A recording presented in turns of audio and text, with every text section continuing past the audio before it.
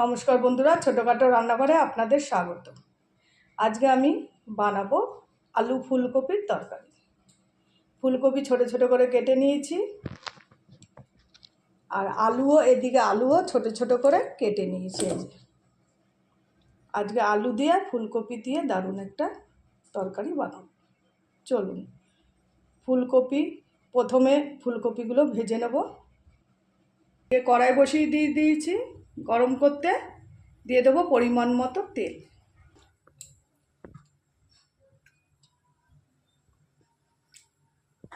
এখানে আমি সাদা তেল দিয়েছি। প্রথমে ফুলকপিগুলো ভেজে নেব, তেলটা ভালো মতো গরম হয়ে গেলে।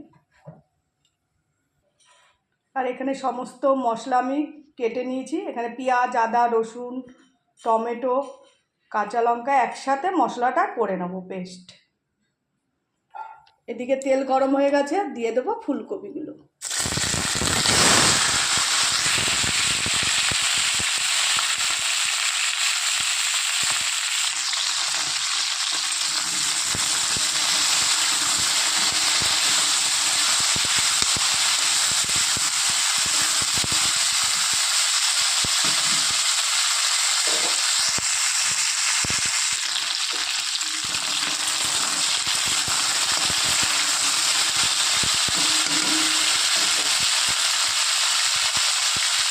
ফুলকপি ভাজায় সামান্য পরিমাণ একটু লবণ দিয়ে দেবো, আর দিয়ে দেবো একটু সামান্য পরিমাণ হলুদের গুঁড়ো।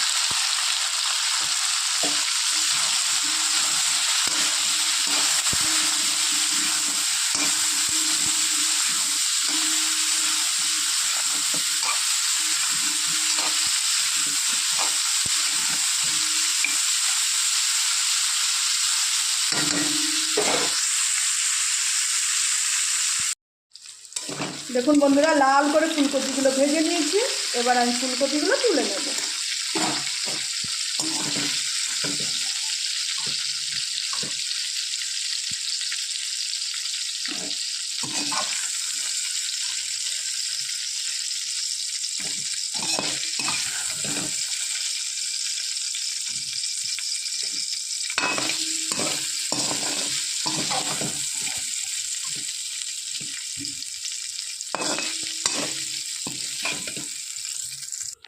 এবার আমি আর কিছুটা তেল দিয়ে দেবো ফুলকপি রান্না করার জন্য। তেলটা গরম হয়ে আসলে ফোড়নে দিয়ে দেবো গোটা জিরে, তেজপাতা, শুকনো লঙ্কা। তেল গরম হয়ে গেছে, দিয়ে দেবো শুকনো লঙ্কা, গোটা জিরে আর তেজপাতা একসাথে।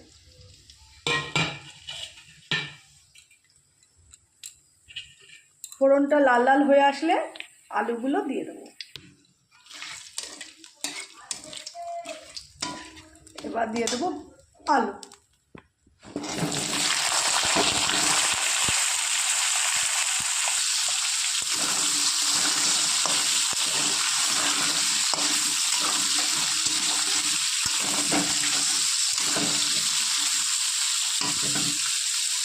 আলুটা একটু হালকা লাল করে ভেজে নেব।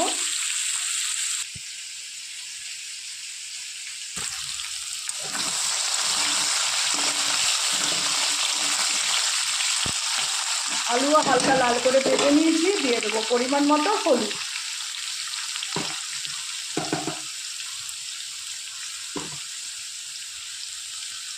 দিয়ে দেবো লবণ।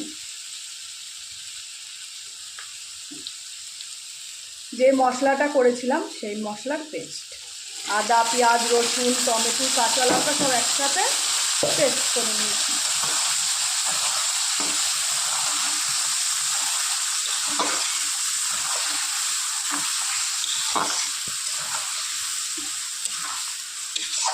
ভালো করে কিছুক্ষণ কষিয়ে নেব, যাতে পেঁয়াজ রসুনের গন্ধটা চলে যায়। আলু ভালো করে কষিয়ে নেওয়ার পর দিয়ে দেবো জিরের গুঁড়ো, লঙ্কার গুঁড়ো। দিয়ে দেবো পরিমাণ মতো জিরের গুঁড়ো, আর দিয়ে দেবো লঙ্কার গুঁড়ো।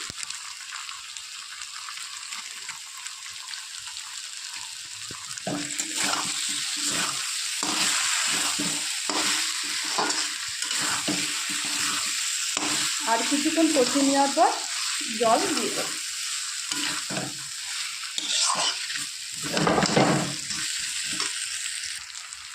ভালো করে মশলা আমি কষিয়ে নিয়েছি, দিয়ে দেবো স্বাদের জন্য চিনি।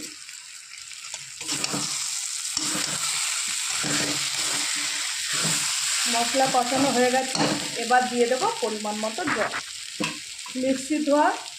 মিক্সিতে যে মশলাটা করেছিলাম সে বাটির জল দিয়ে দেবো।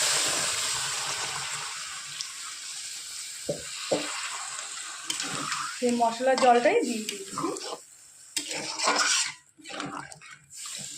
বেশি জল দেবো না, কারণ আলু আমি ভেজে নিয়েছি, ফুলকপিও আমার ভাজা। ঝোলটা ফুটে আসলে ফুলকপিগুলো দিয়ে দেবো। বন্ধুরা, ঝোল এদিকে ফুটছে, ভেজে রাখা ফুলকপিগুলো দিয়ে দেবো।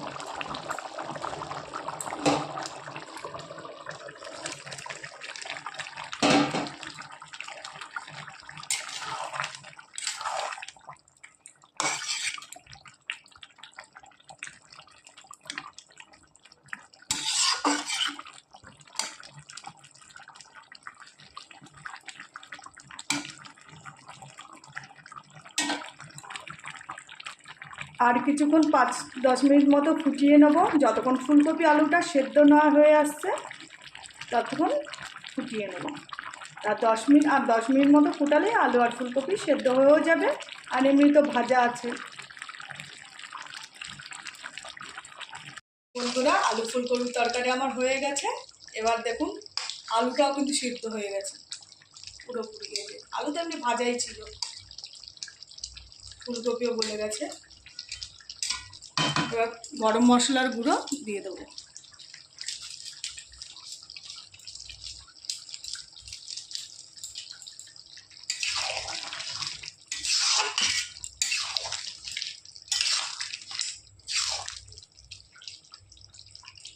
গরম মশলার গুঁড়ো দিয়ে দিয়েছি, একটুখানি নুনটা চেক করে নেব হয়েছে কি না।